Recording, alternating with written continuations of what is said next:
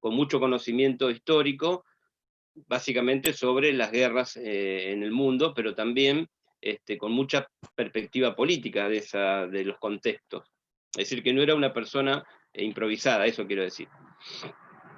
Después fuimos viendo que cuando él asume en esas dos secretarías, Secretaría de Trabajo y de Guerra, él, digamos, lo utiliza como trampolín para construir su propia plataforma política. Y el 17 de octubre del 45, que nosotros lo vimos como una actividad, va a ser, digamos, su prueba de fuego, porque el pueblo trabajador, en su gran mayoría, va a salir a la calle a tratar de intentar mínimamente, por lo menos esas eran las noticias que corrían en aquellos años, de que no se lo matase o terminara preso. Los militares que, digamos, que lo meten preso, digamos, están viendo que Perón tiene un proyecto personalista, es decir, un proyecto a convertirse en el líder presidente, ¿sí? Entonces, por esas razones, digamos, buscan o escamotean la presencia de Perón, o distancia la presencia de Perón con los trabajadores. ¿Me siguen hasta acá? ¿Sí? ¿Hay alguna pregunta? Estoy haciendo un raconto desde lo que fuimos viendo hasta ahora. Nosotros vamos a ver hoy cómo gobierna, ¿no?, el peronismo, que no es solamente Perón, es una serie de ministros y toda una estructura política que digamos, viene a renovar en alguna medida una forma de hacer política y a producir transformaciones. Después vamos a ver si esas transformaciones fueron buenas o fueron malas, pero indudablemente, como les decía el otro cuarto, el lunes, todo el arco político e intelectual de la época sostiene que la emergencia del peronismo ya gobernando va a traer un impacto, ¿sí? Para algunos sectores, digamos, en forma negativa; para otros sectores, que vamos a ver ahora, digamos, por primera vez en la historia, hay un gobierno que se convierte digamos, en vocero de esas demandas y de esas, digamos, expresiones, que es la clase trabajadora, básicamente, más que la clase media. Como que los representa. Exactamente, exactamente. Sí, el peronismo, digamos, en alguna medida, en aquellos años, termina siendo como como decís vos, Ronnie, la expresión mayoritaria de esa cantidad de masa de trabajadores que el 17 de octubre del 45 emergen en Buenos Aires y que producen digamos, desde un rechazo hasta un miedo enorme en las clases más ricas, que desconocían esas realidades que vienen del conurbano. Básicamente el conurbano sur, porque la gran mayoría de las columnas que salen el 17 de octubre son de la zona sur, no de la zona oeste ni de la zona norte, porque la zona sur es la zona, digamos, que fue geoindustrialmente desarrollada, más que otras. Después, bueno, va a haber, cuando el peronismo gobierne, va a haber, digamos, una mayor distribución de la industria en términos geográficos, pero en aquellos años la industria más pesada o la industria más importante que daba trabajo, como los frigoríficos, venían de la zona de Avellaneda, Quilmes, Ensenada, que son los que van a formar el 17 de octubre. Nosotros vimos esas dos actividades. Hoy nos resta por ver cómo, a partir, digamos, de esa plataforma que arranca en 1943 con el golpe de Estado, Perón en esos 3 años logra constituir un consenso político entre los trabajadores, que cuando haya elecciones él se va a presentar y indudablemente, digamos, va a tener un apoyo mayoritario. Pero claro, como siempre uno piensa, una cosa es, estar fuera del gobierno, otra cosa es asumir el gobierno. A pesar de que Perón ya venía desarrollando determinados aspectos, digamos así, de tipo como leyes o estatutos, que los había llevado adelante, que fue, por ejemplo, el Estatuto del Peón de Campo, ¿no?, que ayudó a los trabajadores rurales a tener una mayor dignidad. Pero claro, ahora se hizo cargo de un país. Entonces lo que nos queda por ver ahora es, digamos, a ver cómo gobierna esta primera etapa, porque yo voy a dividir los gobiernos peronistas en dos etapas, para no hacerlo tan largo y que sea tan complejo por ahí. Vamos a ver nosotros desde el primer gobierno, básicamente, que va del 46 al 52. El 52 ya empieza a tener, digamos, entrar en crisis el peronismo como gobierno, ¿sí? a partir de una serie de factores y circunstancias que son internas y externas, pero bueno, la vamos a ver al final de la exposición. Si alguien quiere decir algo sobre esto que vengo diciendo, o ya sobre la actividad, si la pudieron leer, si pudieron investigar. Yo les pedí que investigaran, por ejemplo, algunos aspectos como el IAPI, ¿sí? Qué fueron los planes quinquenales, la reforma constitucional de 1949, que es muy importante. Si no sigo, digamos, haciendo como una especie, digamos, de estructura, de esqueleto, para que después todos ustedes participen, digamos, a ver, compartiendo información que hayan tenido tiempo de buscar. ¿Qué dicen?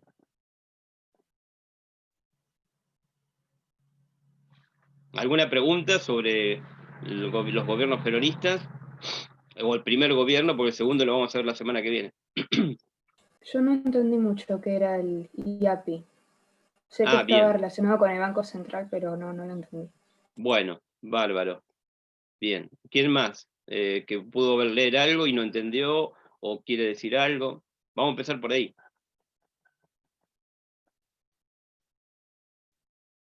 Si no, tomo la duda de Rocío, que es muy buena, para que poder entrar, para que entremos todos un poco a entender el peronismo.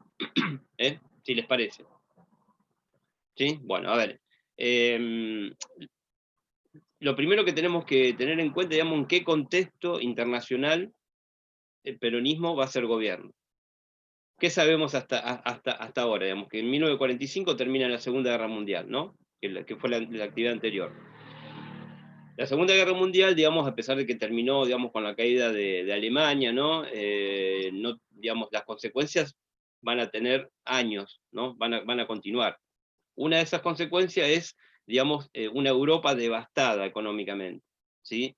Y un factor importante en ese sentido es que si está devastada económicamente, industrialmente casi destruida, la población que queda viva, o la población que sobrevive, mejor dicho, a la guerra, va a necesitar de que le suministren materia prima para alimentarse, básicamente, ¿sí? Y en este caso, la Argentina va a cumplir un rol muy importante, porque va a ser el país que va a abastecer, con otros, del mundo, pero la Argentina principalmente por su calidad en cuanto a materia prima de carnes y cereales, va a abastecer en forma voluminosa el mercado europeo. ¿Para qué? Por ejemplo, para que los propios países europeos puedan darle de comer a esas masas de ciudadanos que están en la calle, sin trabajo, con las familias destruidas. Entonces, ¿qué quiero decir con esto? Que el peronismo asume en 1946 en un contexto internacional favorable. Favorable, ¿sí? ¿Qué significa favorable? Que la Argentina, de la Argentina están necesitando que abastezca el mercado europeo básicamente con materia prima. Cosa que no había pasado en otros contextos. ¿Se entiende esto? Por ejemplo, en la Primera Guerra Mundial. Entonces Perón asume en un momento en donde se hace necesaria que la producción de materia prima se exporte. ¿Y por qué es importante ese dato? Porque ese dato permite que a medida que yo exporte mayor volumen de materia prima, carnes y cereales, a esos países europeos, esos países europeos van a tener una deuda conmigo, es decir, con el Estado. Esa deuda tiene que ver con pagar el suministro de materia prima que la Argentina le está asegurando a su población. ¿Me siguen hasta acá? Es decir, que cuando llega Perón en el gobierno, por lo menos en los primeros años, ¿sí? Yo diría hasta en los años 50, es decir, 4 años, de bonanza de comercio exterior, hace que Perón y sus asesores se vean obligados a construir un mecanismo, un dispositivo económico que se va a llamar IAPI. ¿Qué es el IAPI? El IAPI, es un instituto de desarrollo de intercambio. ¿Qué es lo que busca Perón con la creación del IAPI? Que no es novedoso, porque ya hay antecedentes en los años 30, con, por ejemplo, la creación de la Junta General de Granos y de Carne, que regulaba, la entrada de carne importada para que no afecte al mercado interno, por ejemplo. No solamente para que no suba la carne que consumimos nosotros, sino también para, que sea competitiva nuestra carne afuera. Entonces, el IAPI tiene el objetivo principal de que todo ese volumen de dinero que está viniendo, digamos, por la venta de exportaciones, encuentre, en alguna medida, digamos, una forma de distribuirse generando industrias. ¿Me siguen hasta acá? Lo voy a poner en términos matemáticos o numéricos. Por ejemplo, si la Argentina está en 1945, le entraban 10 pesos. Ahora, de 1946 a 1950 le están entrando 50 pesos, ¿no? Es decir, 40 pesos más. ¿Qué hace el peronismo con eso? Mínimamente, es 20 pesos de esos 40, ¿sí? en que creció el comercio, lo va a redistribuir mediante el IAPI a fomentar industrias. ¿A través de qué? De créditos. Por eso el IAPI está asociado a la creación del Banco de Crédito Argentino, que lo crea Perón. ¿Sí? Ese Banco de Crédito Argentino tiene la funcionalidad, junto con el Banco Nación y el Banco Provincia, de distribuir ese dinero, ese excedente, para crédito para que se construyan fábricas. ¿En qué rubro? En dos rubros, en el rubro textil y en el rubro metalúrgico, donde la Argentina va a crecer muchísimo. Y si yo creo industria, ¿qué estoy conformando ahí? O si fomento la industria, ¿qué surge?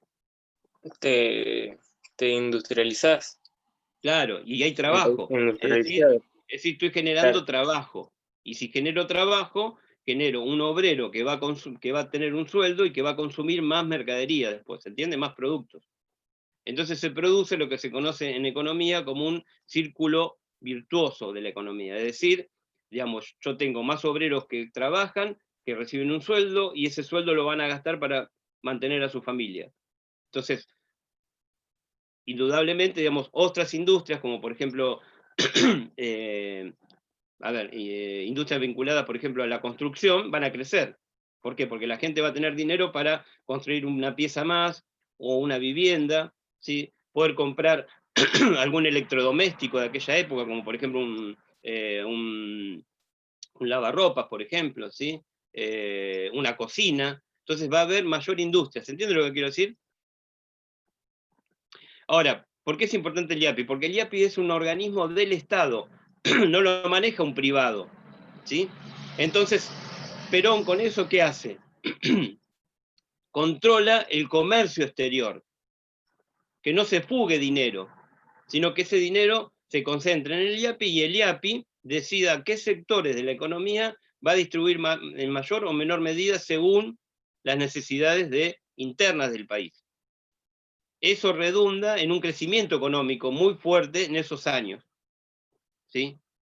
¿Se entiende lo que quiero decir, no? Es decir, la Argentina ya no empieza a depender de las mercaderías que vienen de afuera, digo, de manufactura, sino empieza a fabricarse acá. En ese contexto empiezan a aparecer, por ejemplo, fábricas de autos, de aviones, fábricas de electrodomésticos. Por ejemplo, hay una gran empresa que se llama Siam, heladeras. O sea, la Argentina empieza a autoabastecerse de productos que antes estaba obligada por el contexto internacional y por una política económica vinculada a un modelo agroexportador primario afuera. Ahora no, ahora lo está construyendo ella misma, es decir, nosotros, no solamente, digamos, con materia prima nuestra, sino también con recursos humanos, es decir, gente que ha estudiado para, por ejemplo, construir una heladera. ¿Se entiende? Ingenieros. Eso es muy importante, ¿por qué? Porque, digamos, ¿qué le va a permitir a Perón? Lograr o llegar a una de sus banderas políticas, que es la independencia económica de otros países. Y tener, de esa forma, digamos, una soberanía política, porque yo puedo decidir cómo me muevo en el contexto internacional, porque yo ya tengo una autonomía económica. ¿Se entiende esto? ¿Sí? Ya dejé de ser dependiente de digamos, por ejemplo, de Inglaterra, económicamente, sino yo ya me puedo mover con mi propio recurso, con mis propios ahorros. El IAPI, digamos, es uno de los mecanismos importantes que va a crear el peronismo, pero también va a profundizar este proceso con la nacionalización de todas las empresas públicas. ¿Sí? Ustedes recuerden que hasta 1945, todas las empresas públicas de Buenos Aires, como por ejemplo la luz, el gas, el transporte, que en aquellos años era el tranvía, básicamente,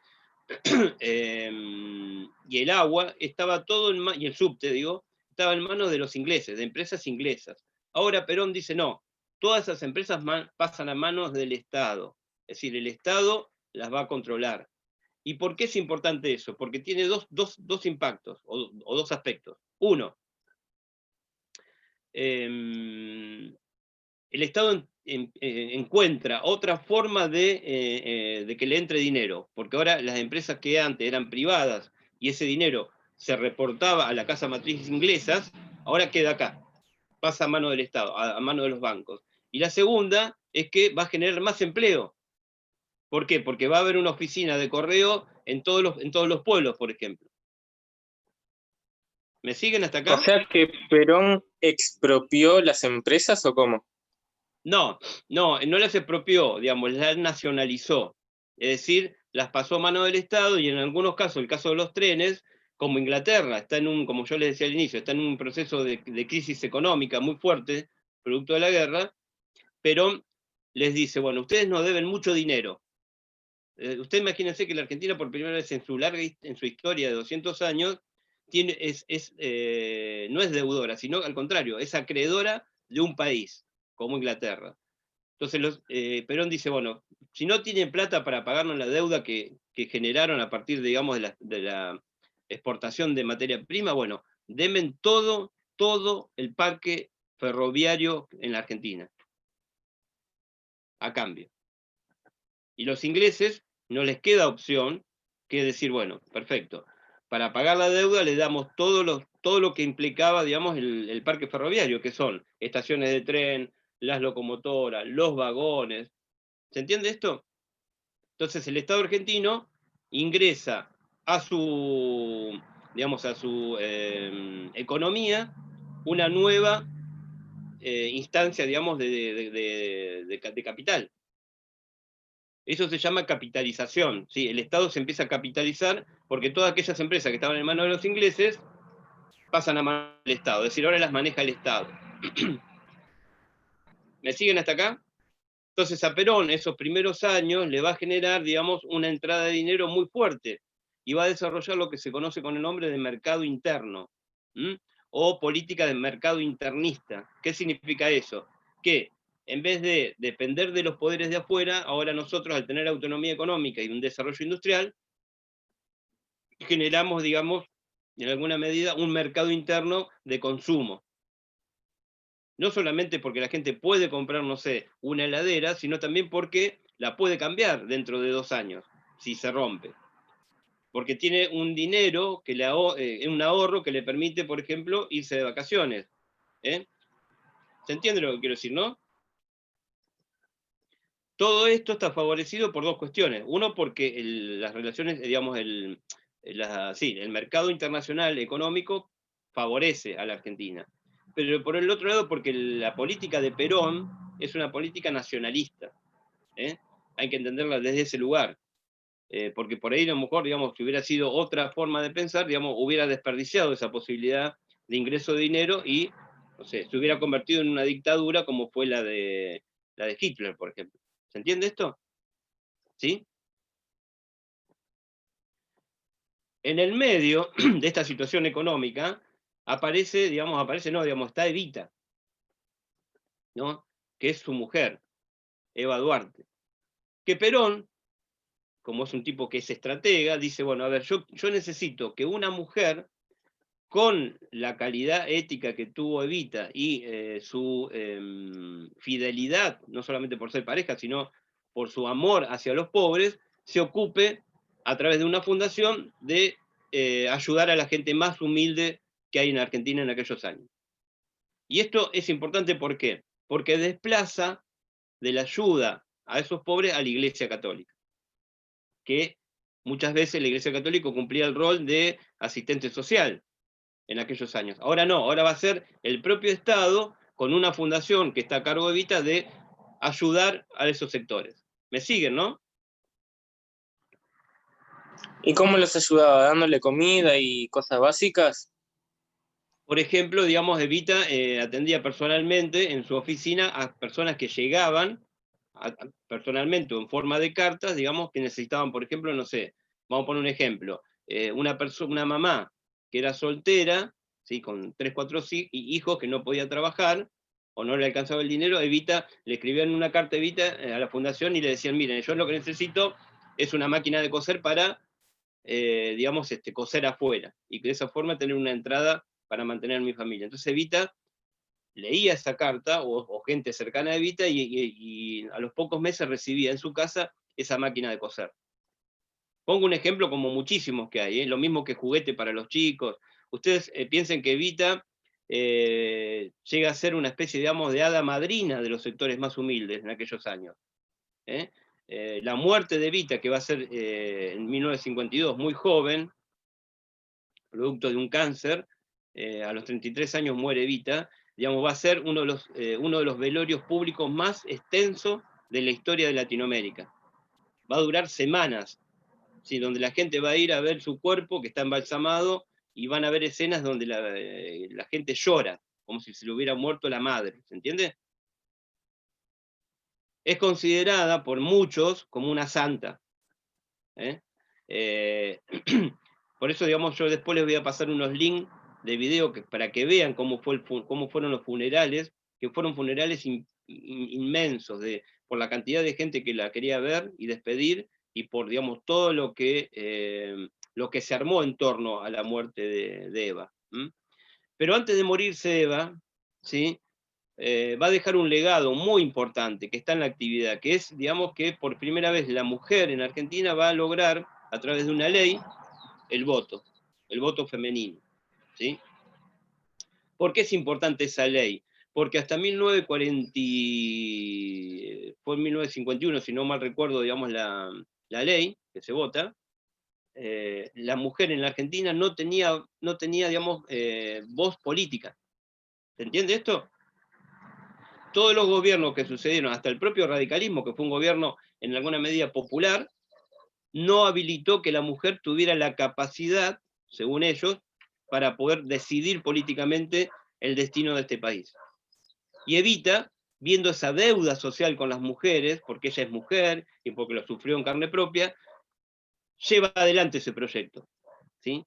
Es un proyecto que va a cambiar, en alguna medida, digamos, la posición de la mujer en la Argentina. Porque a partir de ese voto, o de ese, digamos, derecho político, la mujer en la Argentina va a luchar por otros derechos, como los derechos sociales. Y eso lo van a ver, o lo vamos a ver, en quinto año, cuando lleguemos a la década del 60-70, donde la mujer accede a puestos, a estudiar, y ya no se queda en la casa, digamos, a criar a sus hijos o a tener hijos. ¿Qué estoy diciendo con esto? Que quede claro, digo, no estoy diciendo que Evita es feminista, no, pero sí reconoce una deuda histórica sobre las mujeres, que muchos gobiernos pensaron que la mujer no tenía capacidad para poder votar y elegir un candidato político. ¿Se entiende lo que quiero decir, no? Eso es un impacto no solamente en nuestro país, sino en Latinoamérica, porque es el primer país en Latinoamérica que concede el voto femenino a las mujeres. Es decir, que en este caso la ley del voto femenino va a crear escuelas en otros países de Latinoamérica que van a imitar esta posición. Bien, entonces ahí, digamos, tenemos un primer gobierno de Perón que tiene un beneficio, mejor dicho, en la balanza comercial hacia afuera, que le permite entrar más dinero y de esa forma desarrollar áreas económicas que estaban como muy atrasadas, ¿no? Entonces ahí aparece, digamos, otra cuestión que yo les marqué en la actividad, que son los planes quinquenales. ¿Qué son los planes quinquenales? Quinquenal viene de 5 años. Los planes quinquenales, según digamos, los asesores económicos de Perón, van a permitir a la Argentina llegar a una instancia como Estados Unidos, a ser una potencia en Latinoamérica. Pero claro, se necesitan 5 planes quinquenales, es decir, 5 por 5, ¿cuánto es? 25. Es decir, exactamente, es decir, que Perón está pensando que en 25 años, si se sigue en esta, digamos así, crecimiento, ¿no?, económico, industrial, la Argentina va a ser una potencia como Estados Unidos. Entonces, el primer plan quinquenal lo va a desarrollar en esta primera etapa de gobierno. ¿Y en qué va a consistir? En fomentar la industria pesada. ¿Qué es la industria pesada? La industria, por ejemplo, que fabrica el acero. Sin acero no puedo construir casas, no puedo construir puentes, hospitales, carreteras, aeropuertos, escuelas.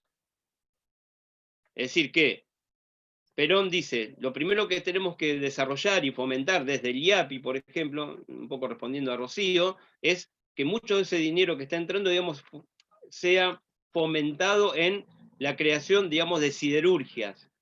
Y ahí va a aparecer la siderurgia famosa que está en Jujuy, que se llama Altos Hornos de Zapla. Y después va a aparecer en San Nicolás Somisa, que es otra, digamos, siderurgia, que fabrica acero. ¿Se entiende lo que quiero decir, no? Es decir, cuando Perón llega al gobierno, no es un improvisado, no es una persona que le interesa el poder por sí mismo, sino tiene un proyecto de país. Eso es lo que estoy queriendo decir. Después, claro, viene la parte, digamos, criticable de ese gobierno, porque Perón, en alguna medida que está viendo estos procesos en Europa, porque creo que les dije, fue en los años previos al fascismo, o durante los primeros años del fascismo en Italia, él vivió en Italia como agregado militar y absorbió muchas ideas del fascismo. Una es, por ejemplo, esta idea de tejer una alianza muy fuerte con los trabajadores. ¿Sí? ¿A través de qué? A través de concederle todos los derechos laborales y sociales a los trabajadores. De esa forma, él vio que el fascismo italiano, en alguna medida, construyó una gran alianza de poder que le permitió a Mussolini generar esos años de prosperidad económica en Italia. Pero claro, el fascismo italiano, digamos, terminó siendo una dictadura. Y Perón sabía eso. Entonces Perón no quería que su gobierno se convirtiera en una dictadura. ¿Sí? Entonces, vamos a ver que en algunos autores van a decir que el gobierno de Perón fue una tiranía, por ejemplo, porque lo asocian al fascismo. Entonces mi posición es decirles que no es fascista el peronismo, sino que el peronismo es un gobierno nacionalista, populista, que, digamos, que descansa su poder en el pueblo. ¿Cómo? Bueno, concediéndole derechos a medida que el pueblo, digamos, los va exigiendo o los va demandando. Un ejemplo de eso, ¿qué es? Es el voto femenino, por ejemplo. Indudablemente que, digamos, el voto femenino, una vez que se sanciona, le permite al peronismo generar que una masa muy grande de mujeres lo voten. Por eso en el segundo mandato va a ganar Perón también. A esto se suma, digamos, la prosperidad económica que implicó su primer gobierno, con esto que decíamos, ¿no? Con el IAPI, con el fomento, digamos, de la industrialización, la creación de siderurgias, para la creación, por ejemplo, no sé si alguno de ustedes conoce, Chapalmalal, que es un complejo turístico enorme que está pasando Mar del Plata. Bueno, eso fue creado en la época de Perón, junto con otro complejo turístico en Río Ceballos, Río Tercero, perdón, en Córdoba, ¿sí? Para que los sectores más humildes que no conocieran ni la sierra ni la playa pudieran acceder en forma casi gratuita, o mejor dicho, muy económica, a conocer y vacacionar ahí. Bueno, todo eso, digamos, es un impacto muy fuerte. ¿De dónde sale ese dinero para crear semejantes complejos, crear escuelas, hospitales, carreteras,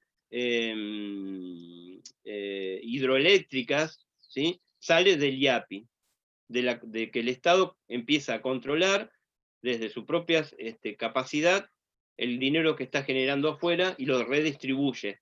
¿Sí? Entonces, una de las características del primer gobierno de Perón es su capacidad de distribucionista del dinero o del capital. Ese sería, digamos, a grandes rasgos el primer gobierno de Perón. Hay detalles también importantes, ¿no? Otros detalles, digo, que me gustaría por ahí, a lo mejor, si alguno investigó o tiene algo para decir, ya que quedan 4 minutos más o menos, que puedan aportarlo. O dudas o preguntas.